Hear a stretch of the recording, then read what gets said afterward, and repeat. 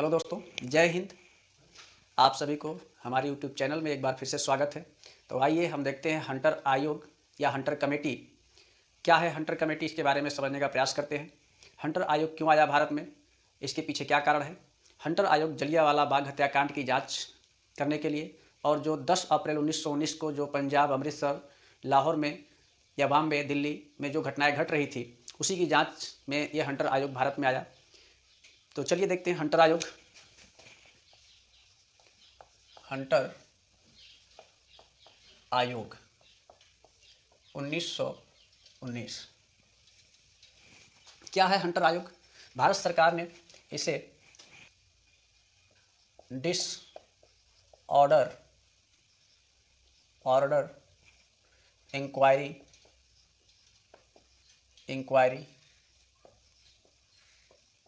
Committee कहा गया।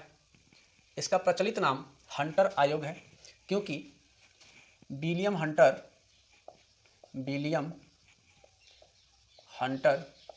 की अध्यक्षता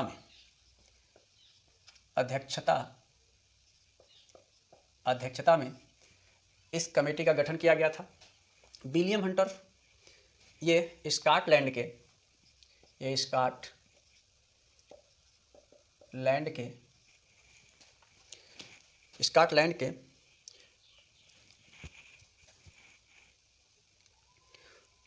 भूतपूर्व सॉलिसिटर जनरल और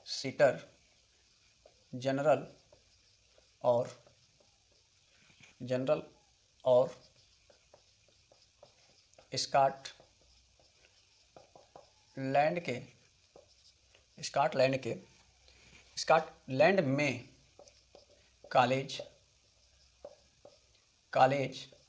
कॉलेज ऑफ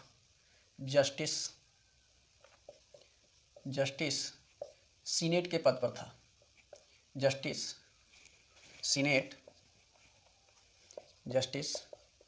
सीनेट के पद पर उपस्थित था।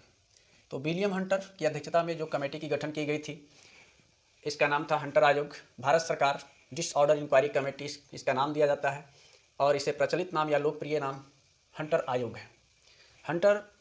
विलियम हंटर ये स्कॉटलैंड के भूतपूर्व सॉलिसिटर जनरल और स्कॉटलैंड में कॉलेज ऑफ जस्टिस सीनेट के पद पर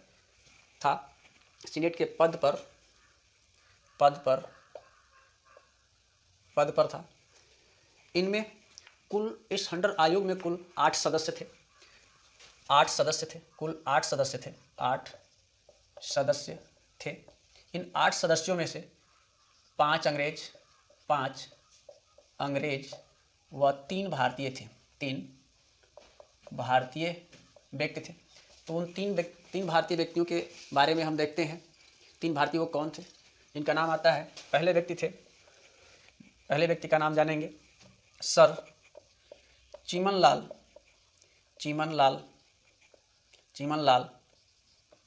हरिलाल शीतलवाड़ा। तो सर चीमनलाल हरिलाल शीतलवाड़ा पहले व्यक्ति हैं। ये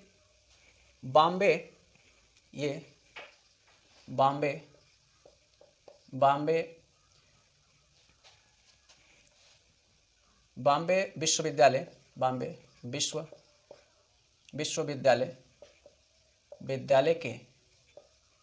के उप कुलपति व बॉम्बे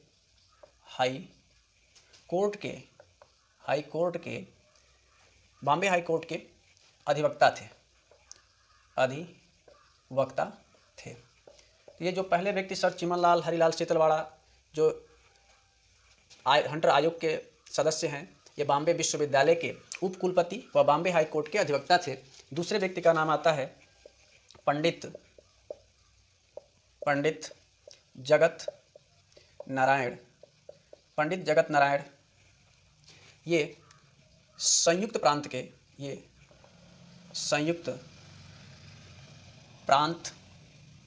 संयुक्त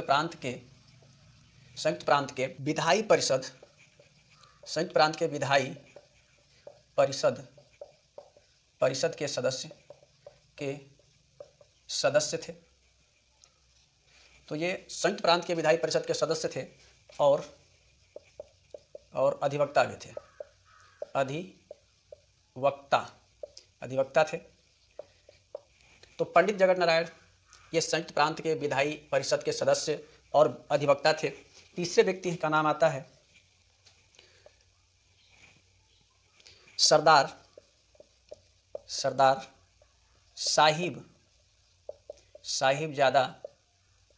साहिबजादा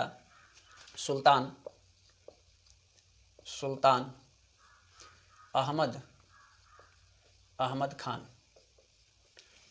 ये ग्वालियर के अधिवक्ता थे।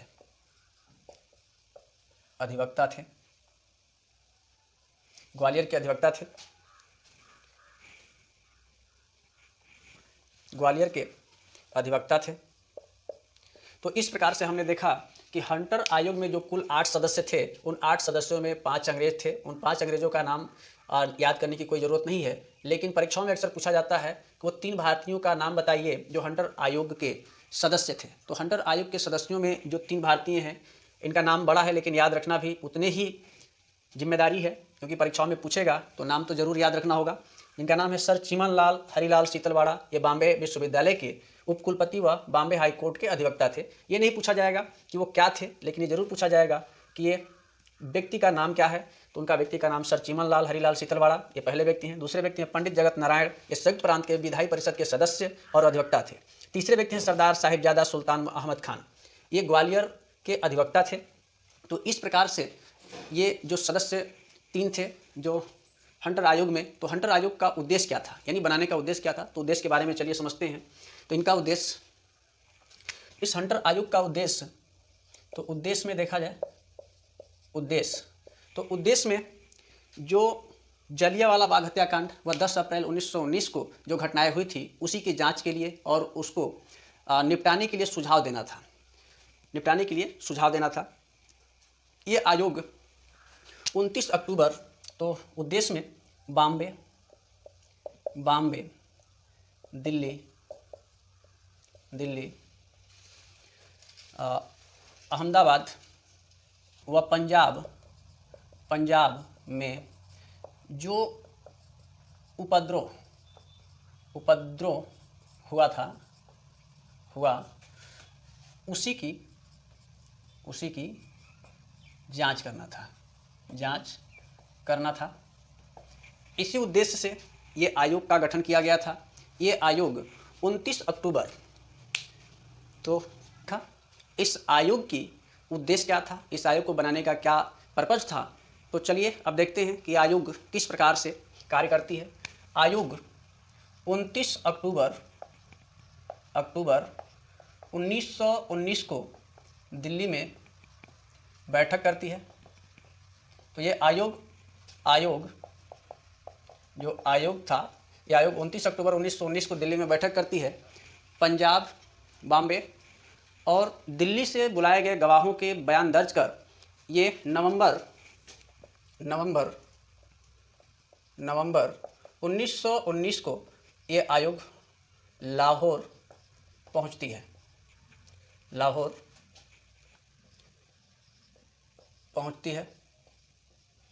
पहुंची और लाहौर में वहाँ के भी जो मुख्य गवाह थे उनको इकट्ठा करती है, उनके गवाहों के बयान दर्ज करती है और आयोग के सामने डायर को, यानी रेजिनॉल्ड डायर, जो जलियांवाला बाग हत्याकांड के कृत्य निभाया था, यानी कार्य किया था, दुर्व्यवहार किया था, उनको भी आयोग के सामने रखा जाता है, बुलाया जाता है। और उसे विश्वास था कि उसने जो किया है, यानी विलियम डायर ने, जिसका नाम था आर डायर या फिर कहा जाए विलियम जनरल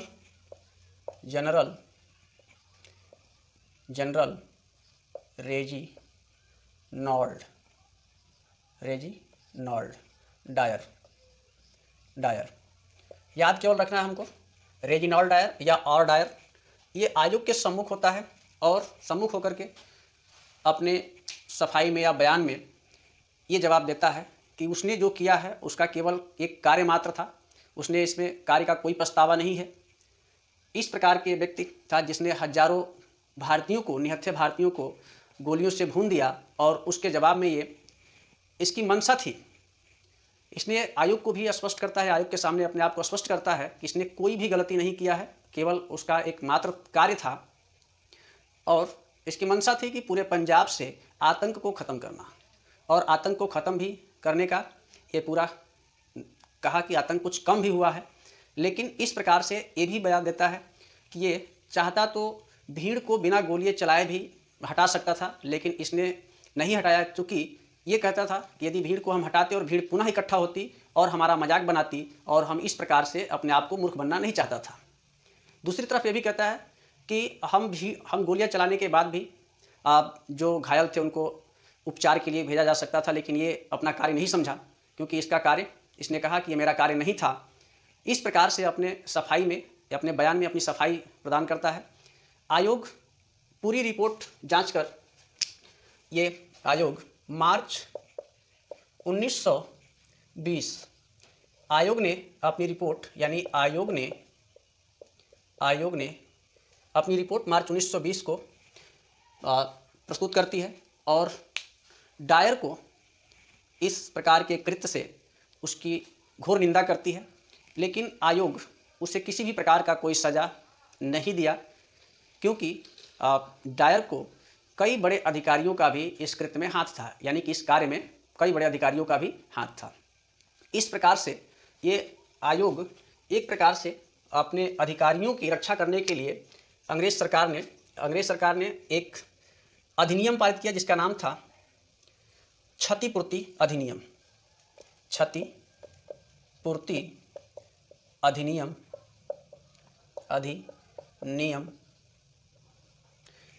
इस क्षतिपूर्ति अधिनियम से अपने अधिकारियों के बचाव के लिए ये नियम लाया गया, जिसका भारत में वाइट वाशिंग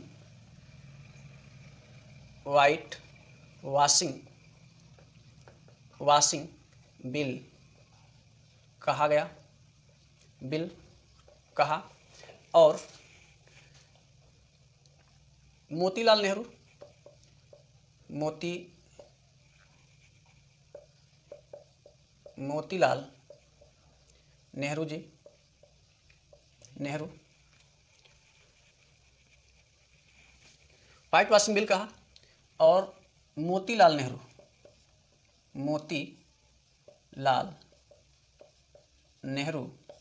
मोतीलाल नेहरू और अन्य नेता इस बिल की निंदा किया, यानी घोर अपमान किया। इसे अंग्रेजी में इंडेमनिटी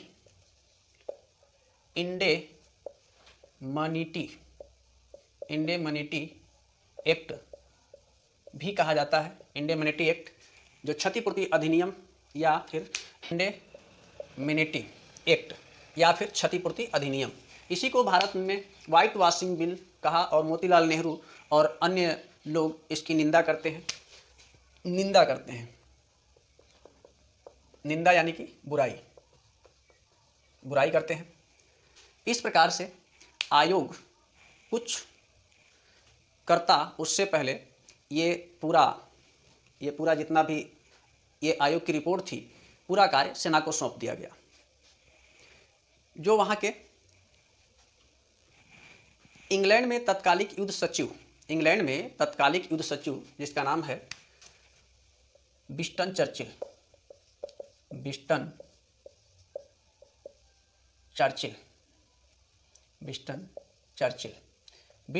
को सौंप दिया गया। Winston Churchill house of common, इस पूरे जो इसका रिपोर्ट था, इस रिपोर्ट की समीक्षा के लिए विंस्टन चर्चिल को सौंप दिया गया। विंस्टन चर्चिल जो हाउस ऑफ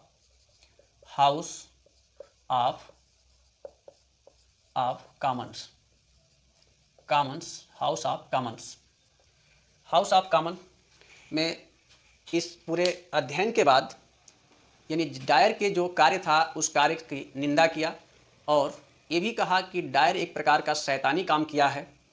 यानी कि ये पूछा जा सकता है कि डायर को शैतानी काम किसने कहा, तो ये विंस्टन चर्चिल हैं। और हाउस ऑफ कॉमन के जो कैबिनेट था, कैबिनेट कैबिनेट कैबिनेट चर्चिल के साथ, कैबिनेट ने चर्चिल के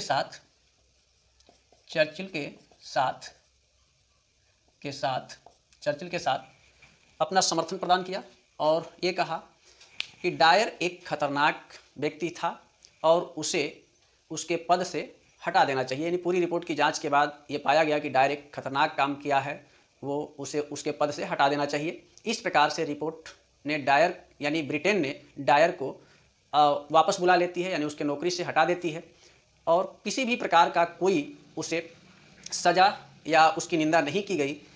हाउस ऑफ ब्रिटेन में हाउस ऑफ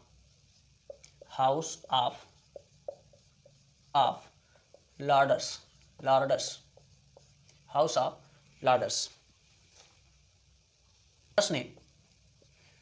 ने डायर को किसी भी प्रकार का कोई निंदा नहीं किया और इसकी सराहना की। इस प्रकार के कार्य को डायर को हाउस ऑफ लॉर्ड्स ने सराहना की और एक फंड शुरू किया गया। उस फंड में एक मॉर्निंग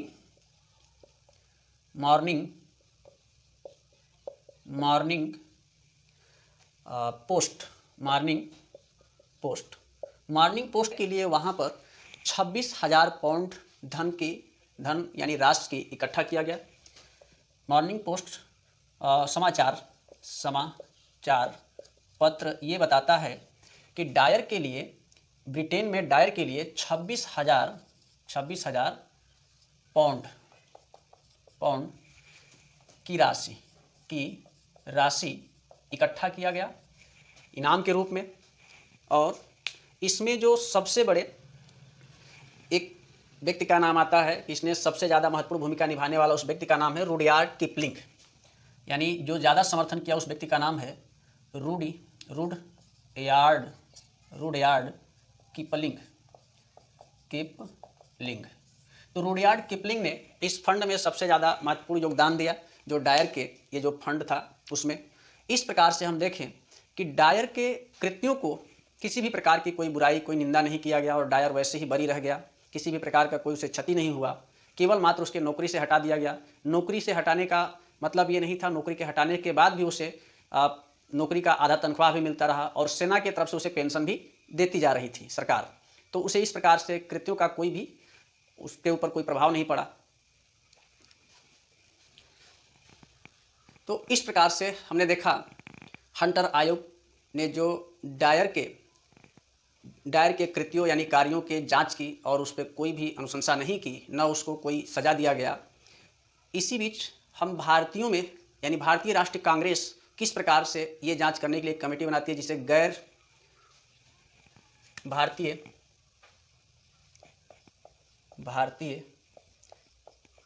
राष्ट्रीय कांग्रेस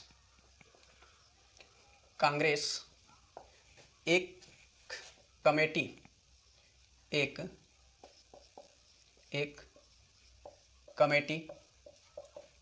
कमेटी बनाती है, जिसका गैर सरकारी कमेटी था। इस कमेटी में जो मेंबर होते हैं, जो सदस्य होते हैं, उसमें मोतीलाल नेहरू,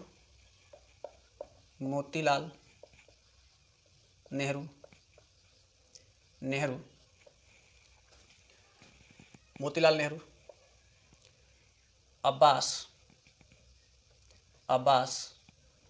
तो भारतीय राष्ट्रीय कांग्रेस ने एक अपनी ओर से गैर सरकारी कमेटी का गठन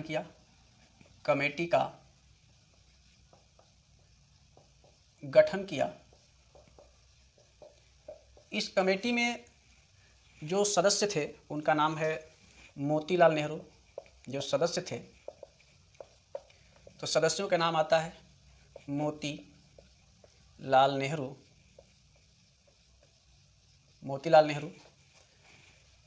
अब्बास अब्बास तैयब जी, अब्बास तैयब जी, CR दास, CR दास, MR जयकर, MR जयकर व गांधी जी।